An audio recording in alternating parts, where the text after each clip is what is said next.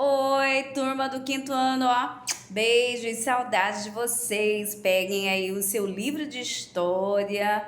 Vamos falar hoje sobre o fim da ditadura militar e a volta da democracia. Lembrando que na aula passada foi falado sobre a ditadura militar, que foi um dos períodos da política brasileira em que os militares governaram novamente o Brasil, né? E que, olha lá, uma característica bastante forte desse governo foi a falta de democracia, a supressão dos direitos constitucionais, a censura, a perseguição política e também a repressão aos contrários ao regime militar, não é assim? Então, essa foi a característica desse governo aí militar, não é assim? Mas também aconteceu o golpe militar de 1964, que tirou João Goulart do poder. Então, continuando aí, para falar ainda sobre a ditadura militar, vocês lembram também que foi falado sobre a década de 60, que ficou conhecido como anos rebeldes ou revolucionários. Nessa época também ocorreu o movimento hippie. Então, seus representantes vestiam com roupas descontraídas, deixavam o cabelo crescer, lembrar aí, ao som de guitarras, falavam de amor, de paz e também criticava quem? A guerra. Então, no Brasil acontecia o que? Festivais de música popular com a participação de Chico Buarque, de Holanda, Caetano Veloso, Gilberto Gil, Gal Costa, Nara Leão e muitos outros. Olha lá, os cantores Erasmo Carlos, Vanderlei, Roberto Carlos também fizeram parte desse cenário musical brasileiro na década de 60. Então, até chegar o fim da ditadura militar e a volta da democracia. Então, a partir da década de 1980, novos tempos marcaram a história do povo brasileiro aí. Foi decretada a anistia. O que seria anistia? Liberdade e perdão às pessoas que faziam oposição ao governo militar e tinha sido expulso do Brasil, ou seja, exilado, mandado para fora do país. Então, as pessoas já podiam votar para governador, mas não para presidente. Então, o povo, o que ele fez? Saiu às ruas para exigir o retorno das eleições diretas para presidente da República. Então, esse movimento que ocorreu entre 1983 e 1984 reuniu um grande número de pessoas e ficou conhecido como Diretas Já. Entretanto, aí, nesse momento, os eleitores ainda não votaram, pois o presidente aí, Tancredo Neves foi escolhido pelo Congresso Nacional, ou seja, pelo voto indireto. Mesmo assim, ele não assumiu, porque foi o seu vice-presidente aí que veio assumir o seu lugar, José Sarney, porque adoeceu na véspera da sua posse e veio a falecer dia depois. Então, a eleição direta para a presidência da República só aconteceu em 1989 e o segundo turno foi disputado por dois candidatos, que são Fernando Collor de Mello e Luiz Inácio Lula da Silva, sendo eleito presidente Collor de Mello, ok?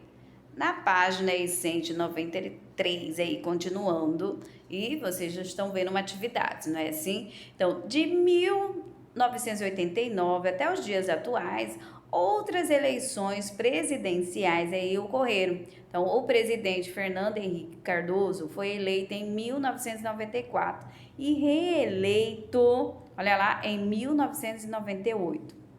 Já em 2002, foi eleito o candidato Luiz Inácio Lula da Silva, reeleito também para o mandato seguinte, em 2011. Então, ele tomou posse em 2011, tomou posse a primeira presidente mulher do Brasil, chamado como Dilma Rousseff, que foi reeleita, mas governou somente até 2016, quando foi destituída do cargo e substituída por seu vice-presidente Michel Temer, ok?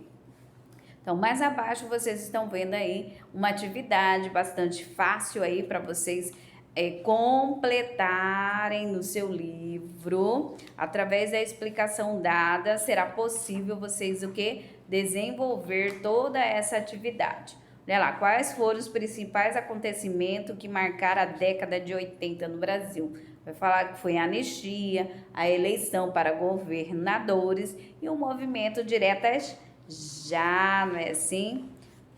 Então, muito fácil. Só relerem, leiam novamente os textos, ouçam novamente a explicação para vocês completarem aí o seu livro, tudo bem? Na página 194 é para vocês completarem um quadro aí comparando o modo de viver dos anos 60 com os dias de hoje. Por isso que fala os dias atuais. Aí vem característica da sociedade, anos de 1960 e atualmente. Um tipo de roupa aí daquela época. Calça boca de sino, vestido tubinho. Você também pode perguntar para os seus pais que eles também vão lembrar dessa época, ok? E atualmente é mais despojado, é calça jeans, que mais? Calça jeans, short, cabelos coloridos, aí tem pessoas que gostam e etc. Um ritmo musical daquela época, MPB. Hoje, atualmente, temos gosto para todos os gêneros musicais. Tem pop, tem rock, tem funk, tem música sertaneja, tem música gospel, então aqui são uma variedade. Samba, não é assim? Então, um comportamento dos jovens daquela época, eles lutavam pelos movimentos aí, pela liberdade e pela paz. Hoje aí, os jovens organizam eventos por meio das redes sociais. Na 6 aí para vocês pesquisarem características sobre o governo dos seguintes presidentes e registrar. Fernando Collor de Mello aí, olha lá, de 1990 a 1992. Então, foi o presidente mais jovem aí da história do Brasil. Vocês sabiam disso? Então, também, olha lá, no seu governo, ele foi denunciado por corrupção antes do impeachment e renunciou à presidência da República. Itamar Franco era o vice-presidente de Fernando Collor de Mello, assumindo a presidência após a renúncia de Collor. Em seu governo aí foi criado o Plano Real, que trouxe estabilidade econômica ao país. Olha aí, duas características desse governo de Itamar Franco. Na página aí 195, falando sobre a forma do governo de Fernando Henrique Cardoso, que foi de 1996 a 2002. Então, ele foi responsável pela continuidade do Plano Real, controlou a inflação, governou por 2 mandatos, olha lá. E Luiz Inácio Lula da Silva, de 2013 a 2010, foi o primeiro presidente que teve origem no movimento dos trabalhadores, foi eleito presidente em sua 4ª tentativa de chegar ao cargo presidencial. Também foi reeleito e concluiu o 2º mandato com alto índice de popularidade. Dilma Rousseff, 2011 a 2016, primeira presidente mulher do Brasil. Foi também militante contra a ditadura militar e foi reeleita em seu 2º mandato. Foi acusada de crime de responsabilidade fiscal e sofreu o quê? O impeachment.